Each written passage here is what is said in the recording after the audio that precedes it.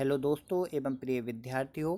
जैसा कि आपको पता है कि इस वर्ष से सभी स्कूलों का जो सिलेबस है वो चेंज हो गया है। यानी अभी तक जो एमपी बोर्ड के सिलेबस चल रहा था, अब उसके स्थान पर पूरा पैटर्न एनसीईआरटी का लागू हो चुका है। लेकिन इसके साथ ही एक और अपडेट आया है जिसमें वर्ष 2021-22 से एक और उसमें थोड़ा सा संशोधन करते हुए कक्षा 9वीं से 12वीं तक का जो विषय है उसमें संशोधन किया गया है। यह हिंदी और इंग्लिश जैसे जो अनिवार्य भाषा होते हैं उनके लिए ये प्रावधान किया गया है। ये प्रेस विज्ञप्ति है। इसमें आप देख सकते हैं कि माध्यमिक शिक्षा मंडल मध्य प्रदेश भोपाल के द्वारा ये प्रसारित की गई है। यहाँ आप डेट देख सकते हैं, यह 21 अक्टूबर 2020 को जारी किया गया है। इसका आदेश भी हो चुका है, सभी स्कूलों में इसको भेज दिया गया है। यह जो आदेश है वो उन विद्यार्थियों के लिए है जो कक्षा 9वीं से 12वीं में अभी अध्यापन कर रहे हैं, और साथ में उन शिक्षक के लिए भी महत्वपूर्ण है जो उन कक्षाओं में अध्यापन का कार्य करा रहे हैं। तो पहले प्रेस विज्ञप्ति में क्या क्या बात की गई है उसको हम देख लेते हैं, उसके बाद हम आपको अपनी भाषा में समझाने का प्रयास करेंगे। तो यहाँ आप देख सकते हैं कि मंडल द्वारा आयोजित हाई स्कूल हायर सेकेंडरी परीक्षाओं में वर्ष 2021-22 से विशिष्ट भाषा एवं सामान्य भाषा का प्रावधान समाप्त करने के संबंध में है। माध्यमिक शिक्षा मंडल मध्य प्रदेश भोपाल द्वारा संबंधिता प्राप्त संस्थानों में वर्ष 2020-21 से कक्षा 9वीं एवं 11वीं की कक्षाओं में अब विशिष्ट भाषा एवं सामान्य भाषा का प्रावधान समाप्त किया गया है। इसके स्थान पर नई व्यवस्था लागू की गई है जिसके अंतर्गत विशिष्ट एवं सामान्य भाषा के अलग अलग पाठ्यक्रम प्रश्न पत्र न होकर केवल एक भाषा का प्रावधान सुनिश्चित किया गया है। पहले इतनी बात को समझते हैं कि जो मध्य प्रदेश का माध्यमिक शिक्षा मंडल बोर्ड है उन्होंने एक आदेश जारी कर थोड़ा सा संशोधन यह किया है कि इस वर्ष यानी जो सत्र चल रहा है 2020-21, इस सत्र में जो बच्चे कक्षा 9वीं एवं 11वीं की कक्षाओं में पढ़ रहे हैं उनके लिए संशोधन है, और यही संशोधन अगली कक्षाओं में यानी जो 10वीं और 12वीं में अगली साल पढ़ेंगे उनके लिए भी यह लागू हो जाएगा। ये बात नीचे कही गई है। तो क्या प्रावधान किए गए हैं, क्या संशोधन किए गए हैं, यहाँ पॉइंट बाई पॉइंट में दिए गए हैं, तो इसको समझें। यहाँ पॉइंट नंबर 1 पे आप देख रहे हैं कि हिंदी विशिष्ट एवं सामान्य के स्थान पर हिंदी भाषा, यानी इसका मतलब है हिंदी विशिष्ट एवं हिंदी सामान्य। अभी तक आप देख रहे थे जो बच्चे कक्षा 9वीं और 11वीं में अभी अध्ययन कर रहे हैं या जो 10वीं और 12वीं में अध्ययन कर रहे हैं, अगर वो हिंदी की पुस्तक को उठाकर देखें तो उनमें थोड़ा सा अंतर पाया जाता है उन बच्चों की पुस्तकों में जो हिंदी मीडियम और अंग्रेजी मीडियम के अलग अलग स्कूलों में अध्ययन कर रहे होते हैं।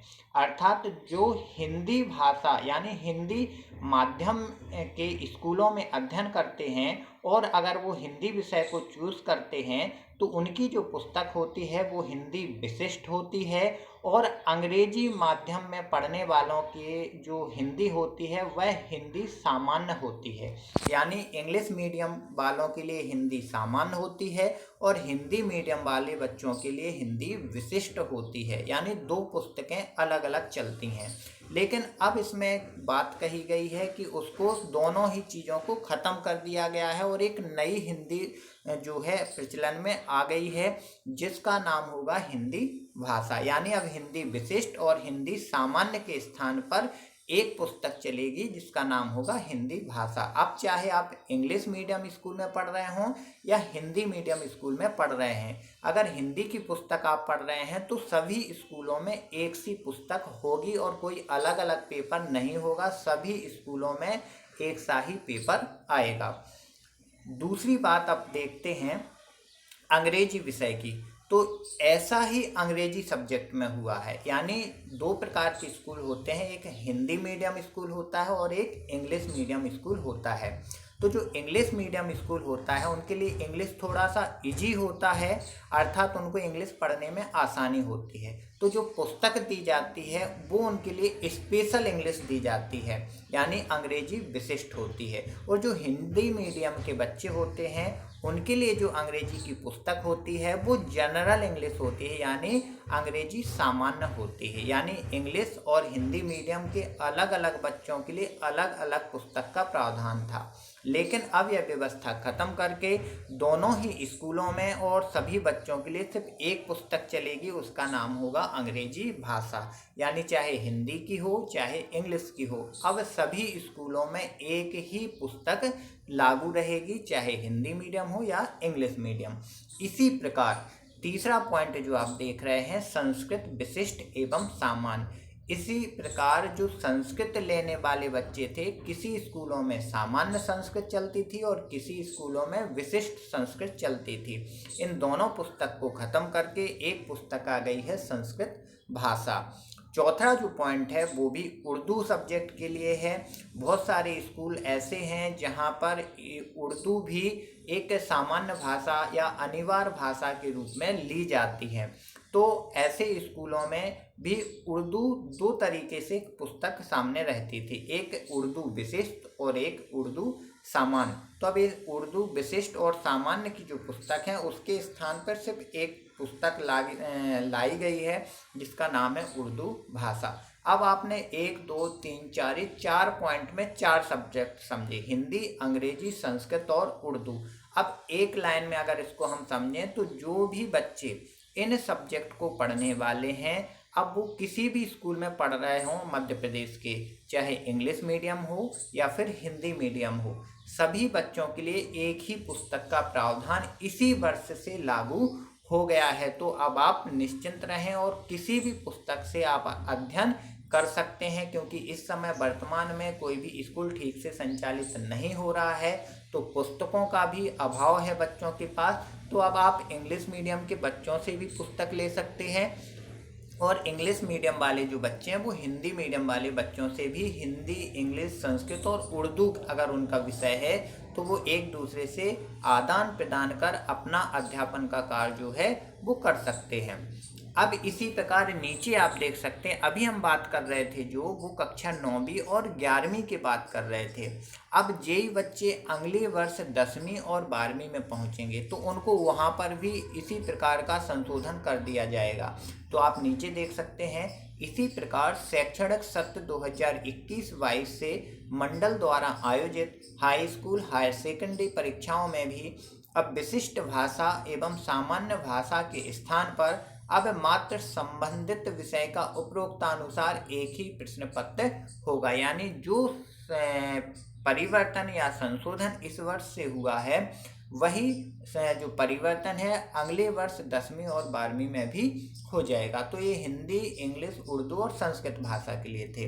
अब इसमें थोड़ा सा एक और संशोधन किया गया है, आप नीचे देख सकते हैं। यह जो संशोधन है अब केवल 11वीं और 12वीं में जो अध्ययनरत बच्चे हैं उनके लिए किया गया है। तो अब नीचे का आप देखेंगे, साथ ही हायर सेकेंडरी के वाणिज्य एवं कला संकाय में अर्थशास्त्र विषय हेतु CBSE अनुसार समान पाठ्यक्रम या पाठ्य पुस्तकें लागू की गई हैं। अर्थशास्त्र विषय का पाठ्यक्रम वाणिज्य एवं कला संकाय हेतु समान रहेगा। उक्त व्यवस्था के संबंध में मध्य प्रदेश शासन, स्कूल शिक्षा विभाग, मंत्रालय, वल्लभ भवन द्वारा आदेश जारी किए जा चुके हैं। तो अभी अर्थशास्त्र वाली बात जो है उसको हम थोड़ा सा अच्छे से समझेंगे।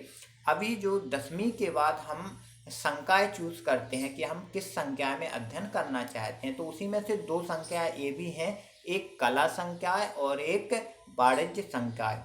तो जो वाणिज्य संकाय में पढ़ते हैं वो भी एक इकोनॉमिक्स सब्जेक्ट पढ़ते हैं यानी अर्थशास्त्र पढ़ते हैं, और एक कला संकाय में भी इकोनॉमिक्स अर्थशास्त्र पुस्तक चलती है। लेकिन दोनों ही पुस्तकों में अंतर पाया जाता है, यानी जो वाणिज्य संकाय से अर्थशास्त्र पढ़ रहे हैं उनकी पुस्तक अलग होती है, और जो कला संकाय से वाणिज्य अर्थशास्त्र की पुस्तक पढ़ते हैं वो पुस्तक अलग रहती है।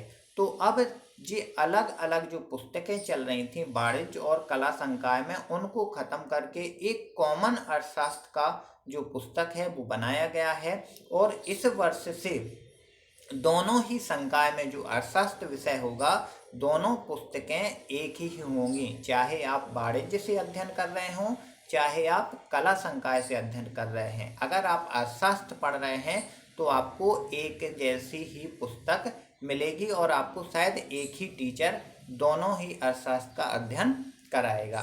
तो छात्रों, यह जो व्यवस्था है इसी वर्ष से लागू कर दी गई है, यानी 2020-21 जो सेशन अभी चल रहा है।